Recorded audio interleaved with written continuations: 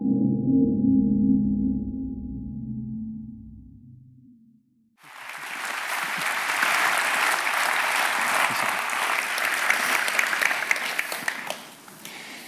Søren, two guys, Saturday afternoon, on a red dot, here to talk about food. Exactly. I couldn't think of a better way to use my Saturday afternoon.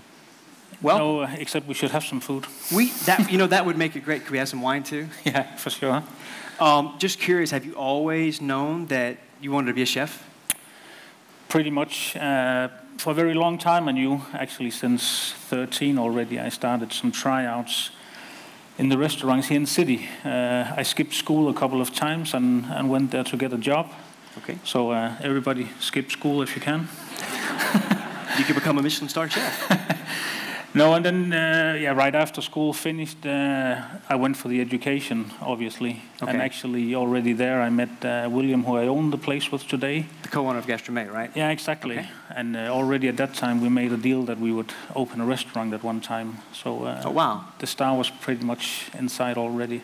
Okay, great. So, you're a Michelin-starred chef. What is it you really enjoy about food? I love everything about food. Also, just down to basic, Corey, that it keeps you alive. True. But no, there's so many things about food that I love. Everything is changing in our business and in food in general. The food we made just 5 years ago or 10 years ago, we don't even make anymore. Everything is changing all the time.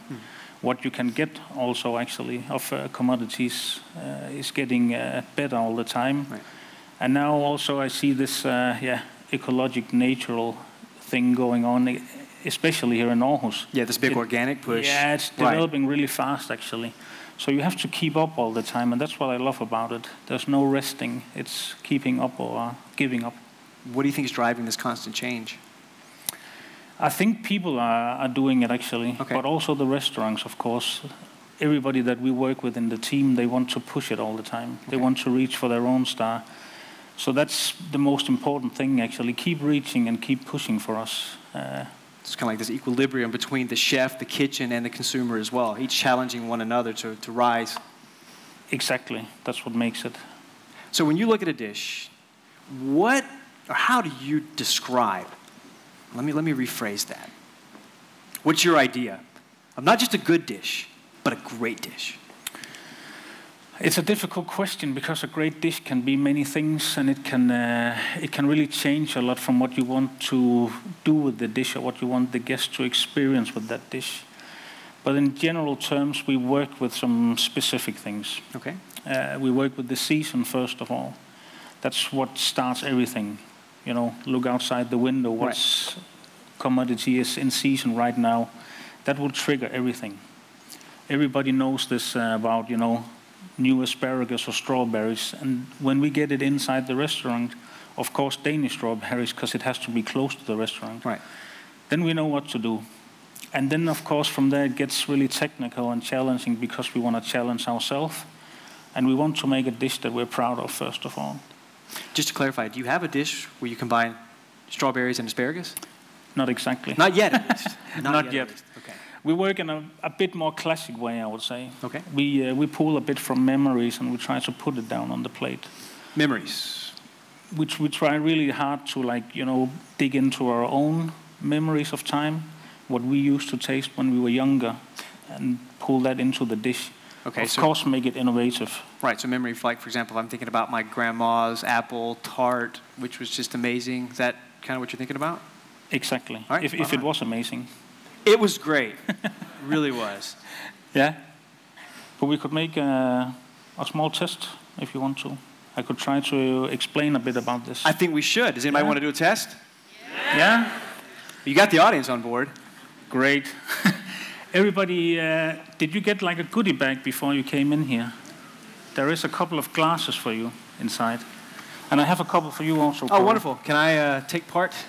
You can take part. Oh, great. Thank you. If all of you open the white one first and take a smell on this one. Can somebody tell me what it is? Vanilla, exactly. I think all of you know what it is, and all of you have tasted this before. And this is the way we work in the restaurant. We would like you to taste something safe, something that you know what is. This is how we start your whole experience in the restaurant. Not exactly with vanilla, but with the feeling that this is something you know and this is something you feel comfort with. So try to open the green one. Yeah, and I can see that there's some liquid in it, so just watch out. Make sure you don't spill it on you. I have a feeling that we're... Wow. This is something totally different.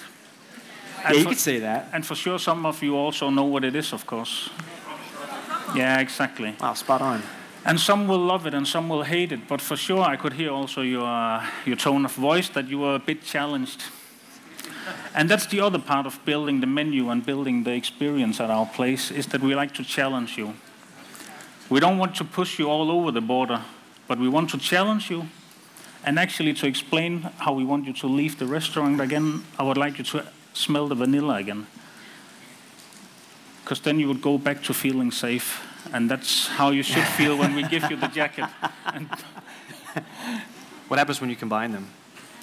I don't know. Don't try it. You should never do it. Just curious, do you have a dish with white truffles and vanilla? Yeah, but this is to explain actually how we do it. Yeah. Wonderful, great. That was fun. Thank you. So listen, there are only 22 restaurants in all of Denmark with at least one Michelin star. Is that correct? It is, yeah. And it's not something where you can go online and fill out a form, I want to be a Michelin star restaurant. Is that correct?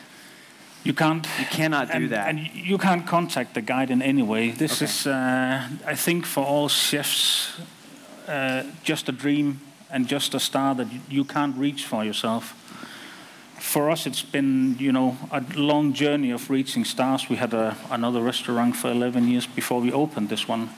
And this one was really fast getting the star. But this is a dream beyond the dream for us. How long did it take to get it?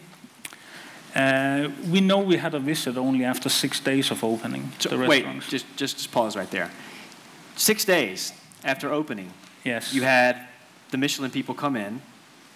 We had the first visit, and we only know about this visit because we were told to fill out some forms afterwards, and we were told that they would probably release a Nordic guide this time, going outside Copenhagen for the first time. Right. This is back in 15, right? Yeah, exactly. So from August until 26th of February, when they released the guide, we had a long waiting. I guess so. So I'm just curious, these Michelin guys, I have an image, I don't know how many of you have seen the film Ratatouille, but I'm just, I understand that they're called inspectors, or spies, however you want to put it. Do they really look like that? We don't know. You don't know, so you have no idea. They are, secret, so we don't see them and we don't hear them and we don't get feedback or any contact. We know we are going to get some visits during the year. They're going to check up on us all the time. So you can say in this way, they help us keep the staff on the toes. I guess so, yeah. If I understand correctly, they're not even allowed to tell their family members that they're... That's what I hear. Inspectors. Okay, yeah, wonderful. Yeah. So, great. Now you've got a star on your shoulder. You're walking around your kitchen, peacocking, saying, I'm the guy. What's next for Søren Jakobsen? What's next for me in the restaurant is actually just doing what we always done. We just want to try to be a bit better all the time. Just reach for the next star on the line. We don't see the big second star or the third one clearly, but maybe if we just move a bit on the line on the short stars, maybe it's going to happen. We don't know. What happens if you lose your star? We lose everything. No. Let's hope and pray that he does not lose. We're just going to continue, and of course it's going to be like a kickback for us, and we're going to try to work even harder. Right.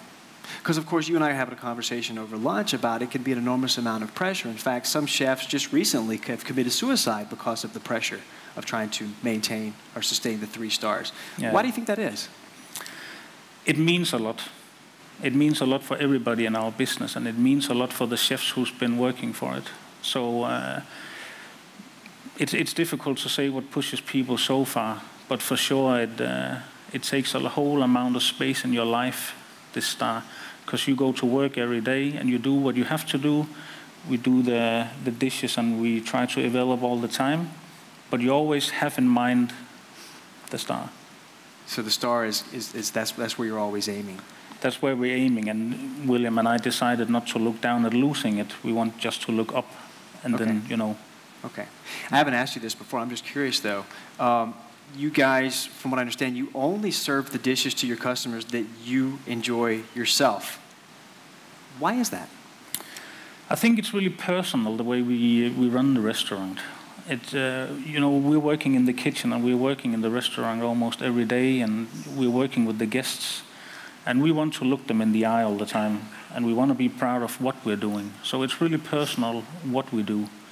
And this is why we also, you know, elaborate on the memories from early in our age and try to change the dishes in this way. How do you interact? How do you go about interacting with your customers?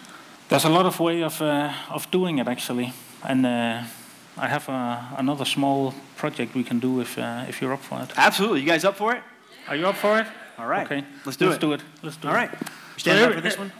You can stand up, Corey, that's fine. Great. But everybody, I don't know about the chairs, but try to lean back this time and close your eyes. We go on a small gastronomic journey, let's say. And try to think of a dish that was made for you many years ago. Go back in time and try to recall. It could be something your grandmother, your father, somebody many years ago made for you. Try to recall the taste and try to recall the flavors. I know the chance of you, some of you might be living a gastronomic nightmare right now.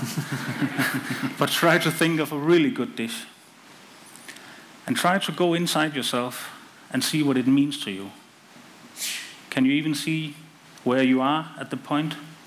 Can you smell and feel this dish? Try to open your eyes again, everyone. Because that feeling you just had, that's what we love to work with. And that's where we pull our memories from. Absolutely. That's what we do. Can I tell you what I was thinking of? So it's back to my grandma. Yeah? Cornbread and collard greens. Okay. So do we have somebody who thought of a normal dish? Right, okay. No, but I have another trip we could go on to explain it, because that's half of it. Okay. The memory part that we try to do. I think some of you would say that's pretty logic, that you use some taste that you know of. Right. But close your eyes again, everyone. And this time think of a restaurant experience you had. Try to think of an extremely good restaurant experience you had. And try to think of the food you had that night. Try to think of the colors. Also think of the smell and the texture. Can you remember the restaurant you're in? Can you remember the wine you drank? Can you even remember where the coffee came from that you drank that night? I know right now that all of you remember one thing clearly. You remember who you were together with. Or even if you're on your own, you can open again. Because that's actually building the restaurant experience for us. That is taking you from the safe to the challenging, and taking you from what you know to the table and being with who you want to be with. Because when the restaurant is ready, the food is ready, the wine is ready, all the details are ready, then we only miss one thing, actually. Okay. We miss you guys. Søren Jakobsen, ladies and gentlemen.